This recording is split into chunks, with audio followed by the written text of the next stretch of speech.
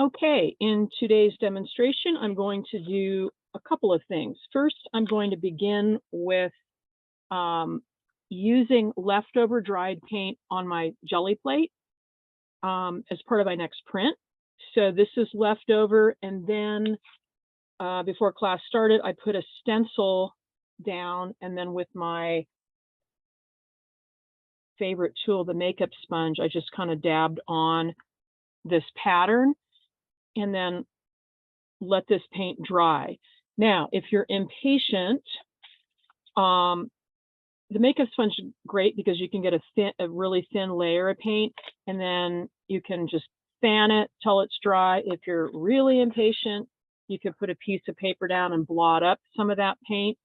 This is dry enough, and I'm going to put this weird green color on there and then pull a print.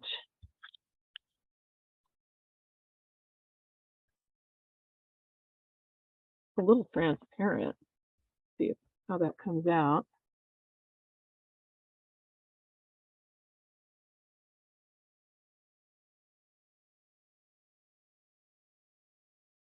And I'm working quickly because I'm not using open acrylic.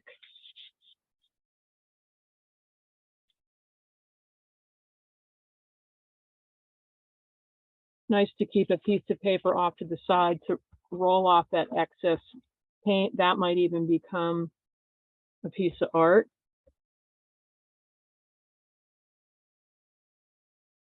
Okay, now the magic moment. I hope this works.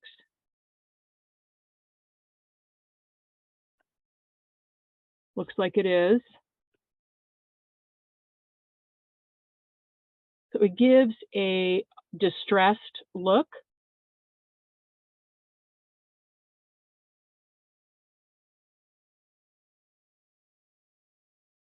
Okay.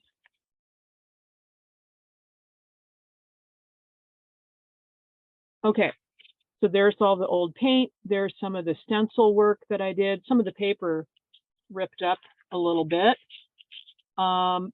It's just a different look and using what's on the plate to your advantage. Okay, now I'm going to go into making a cardboard abstract printing plate. So I did a couple of these. These are gessoed, really simple. So you can just use little cardboard strips, glue them on with a glue gun or Mod Podge. What's nice about this is I can design my composition ahead of time and then pull print. The composition will be the same, but what will be different will be the colors that I use. So I think I'll use this one. I've already gessoed it. Actually, hang on, I'll use this one. Okay.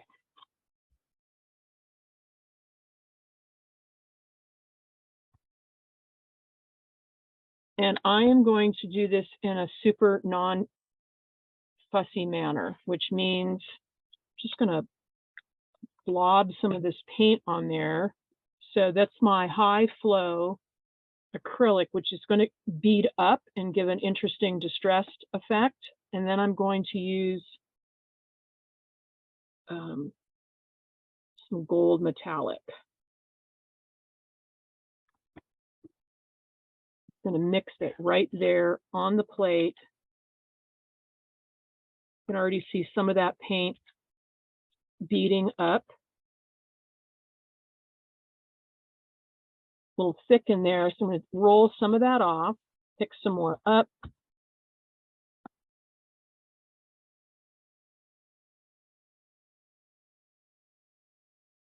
Okay, now press my cardboard print plate down.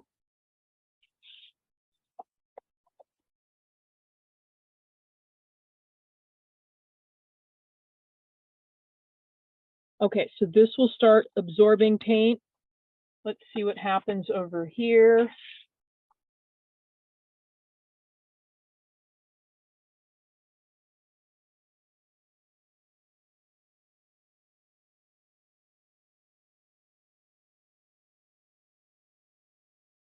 Okay, so you can sort of see that bubbly mottled effect. There's still more dried paint left on here. I'm going to go with a little bit of a thicker paint and see if I can pull some of that up using the same print plate.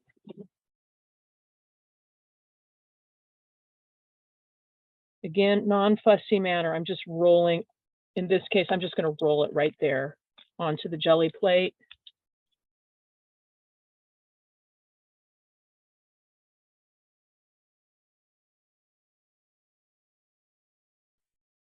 Like I'm painting with the brayer.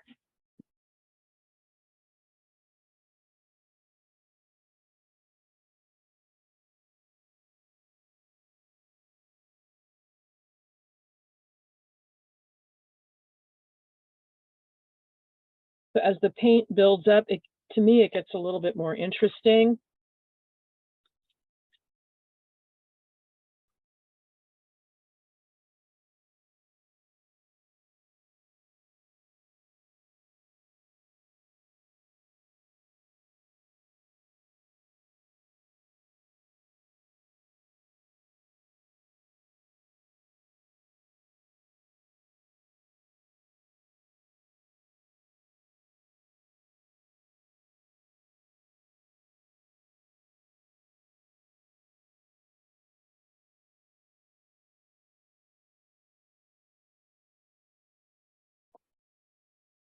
Okay, I'm going to go lighter now.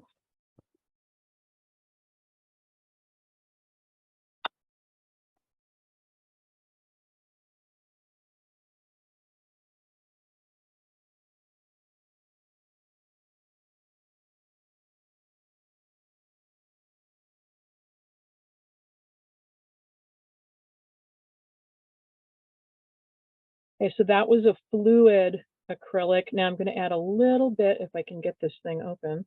Yep, that's indigo high flow. Now this is pretty soupy, so I think I'm going to blot. I'm going to blot some of this off.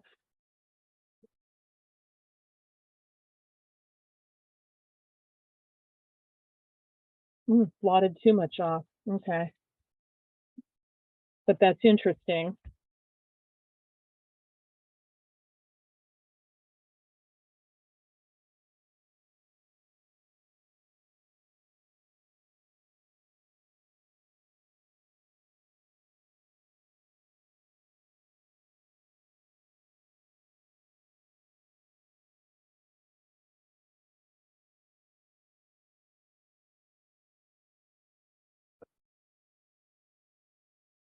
Okay, this is more of a ghost. That's probably my favorite one so far, and you can see some of the old paint getting picked up in there. Very textural. Okay, now I'm going to do another print. I'm probably going to print on top of that. Trying to figure out what color to use.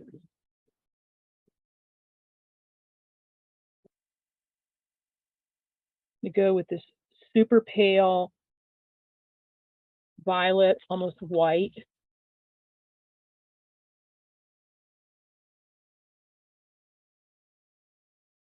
Again, I'm not using open here, but I'm moving quickly. So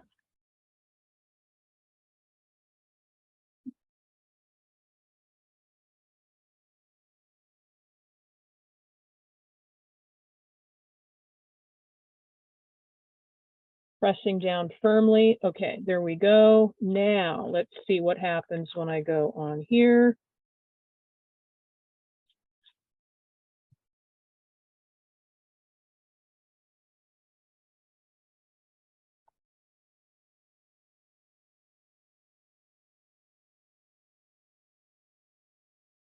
Okay, that's kind of cool. Layered. Okay, still have a little bit of a ghost going on there.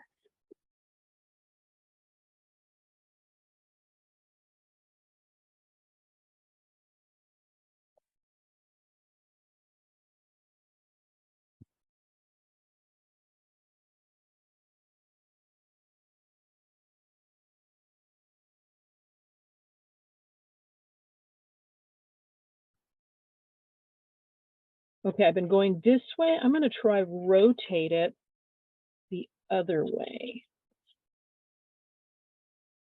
I'm hoping I'll get some sort of a double impression. I have no idea.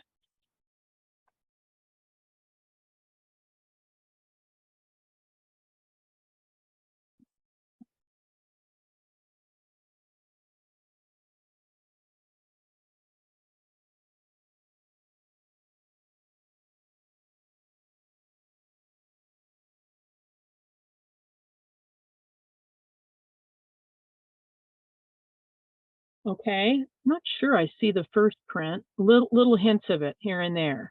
All right, this is a little bit the reverse of this in a way. Okay, another thing you could try is doing a little scribbling ahead of time on your paper.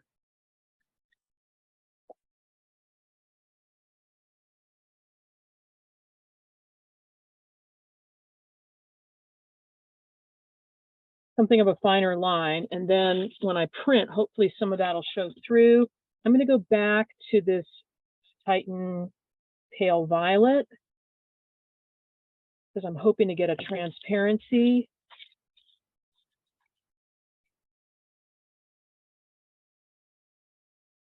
And I'm purposely kind of rolling this on with all these lines showing instead of perfectly even, because I think it'll add some textural interest.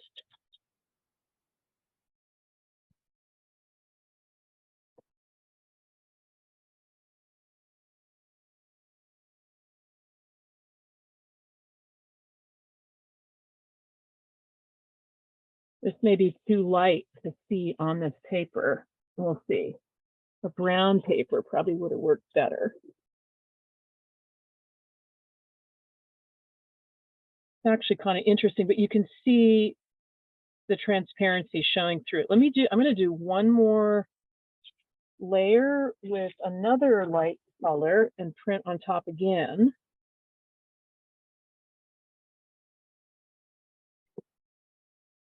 So a lot of experimentation going on here.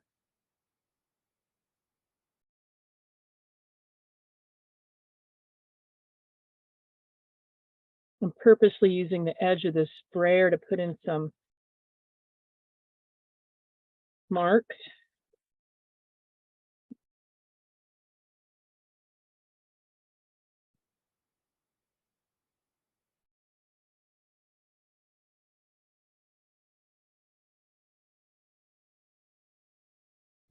Keep building up layers of paint and interest there.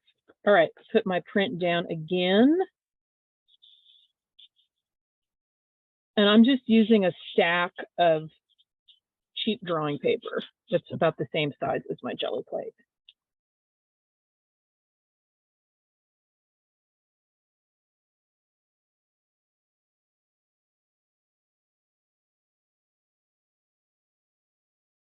Okay, I'm going to go one more time. Just needs more contrast. So I'm reacting to the paint interaction. I'm like, yeah, I could use a little more contrast. So, and maybe some more scribbles. Don't have my charcoal pencil here.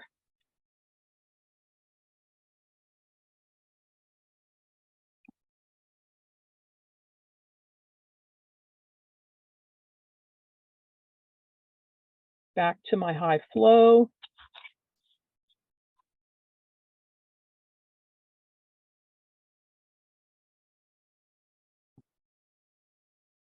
So it rolls out, but it beads up. If you don't have high flow, but you want sort of that speckly effect, you could lightly spritz your Gelli Plate with some water, and that'll give a speckle effect. So I just did that, and okay.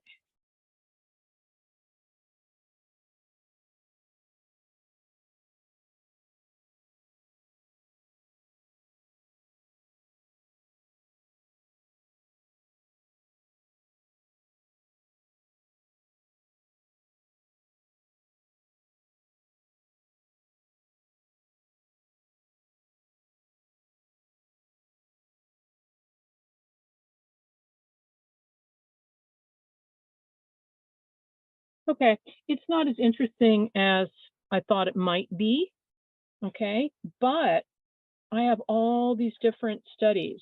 I actually like this piece of paper where I rolled off the paint. The printing plate is interesting. I could further paint on that. And then I've got all of these composition. It's the same composition, but just different studies with color and different effects. And I can add more to them with paint or with drawing. I've got lots of choices here, which is what we want. Okay, so I'm back for just a little bit. So you've made all these prints, and then usually people go, what am I supposed to do with these? The $1,000,000 question. So you have to generate a lot of work oftentimes to get one or two masterpieces, right? So we're figuring things out. I would go back and look at the ones that I think, there's something going on there. I could add more paint to. So the obvious one would be this one because it's raised and it means I can drag some more paint across the top surface. I don't have all of my very best colors out here, so I'll just show you. I'll just use what I have. Okay, so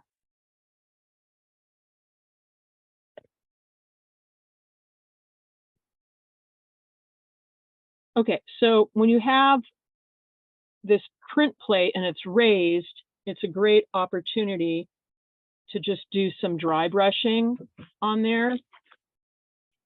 So dry brush, no water, and then 45-degree angle, just dragging across the top.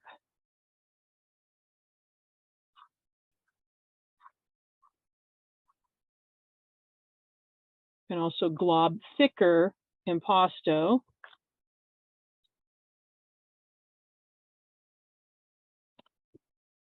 I'll put some, if I can find it, some red in there for contrast.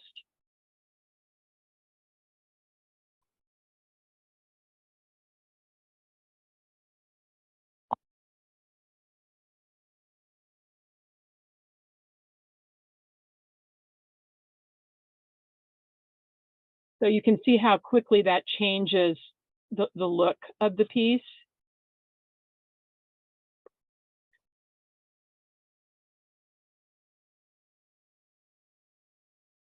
Wish I had some zinc white. I do a little bit of a transparent haze on that. Okay, I'm going to lighten up the background just so you can see how a painting can change rather quickly. And this one I'm going to add a little more water to, so it's not dry brush, it's not impasto. So this is paint I've added water to. I am using the 45-degree angle. I am going across lightly.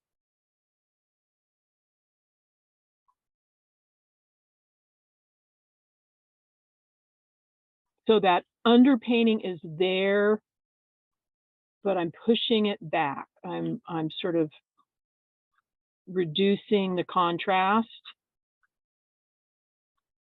So now I'm focused more on these objects here in the foreground, right?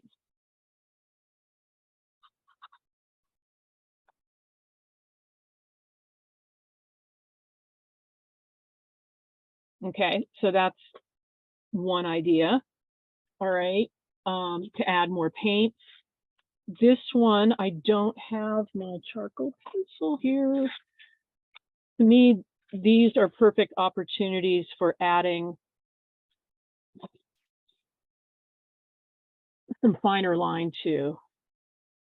I'm going to bludgeon this with a Sharpie, I think. Hang on, let's see. So here would be, the pencil's just really not showing up. If I had charcoal, then I would be able to sort of smudge that around.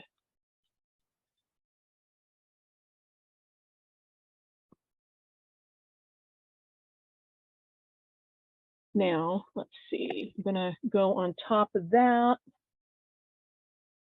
with, again, more transparent paint. Try and go over that, but have it not so dominant.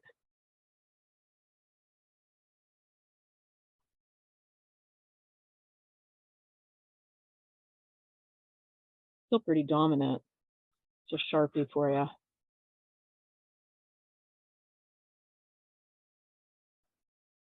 So some of you're going to have structure. You're going to have the compositional structure is going to be a given, and then pull print and then respond to those. Like, do I want to add more color? And if you have enough of them and you goof up, hopefully you won't care.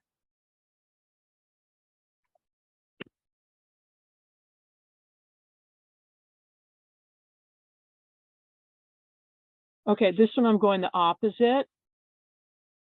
I'm making the background more dominant and trying to push these things back. Let's see if that works. And I'm just dropping the paint right there on the.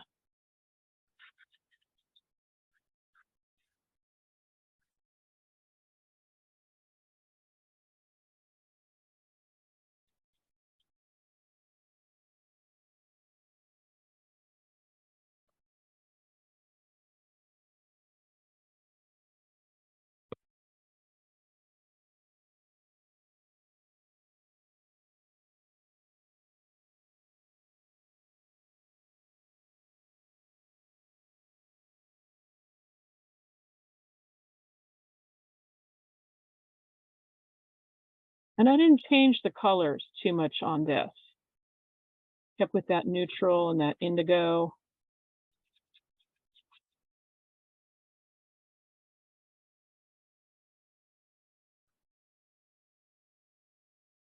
So adding some more layers, I could change that color.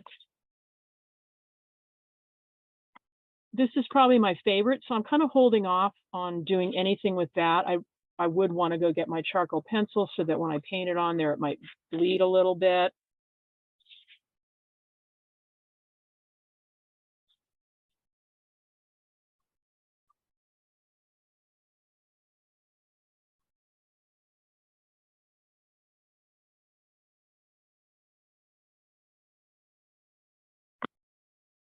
I could also play, if I had stencils, I could play with doing some layers that way.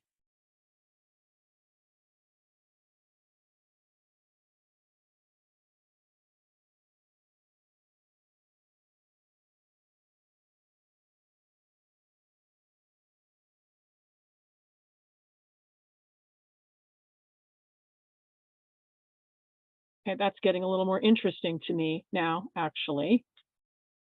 Okay,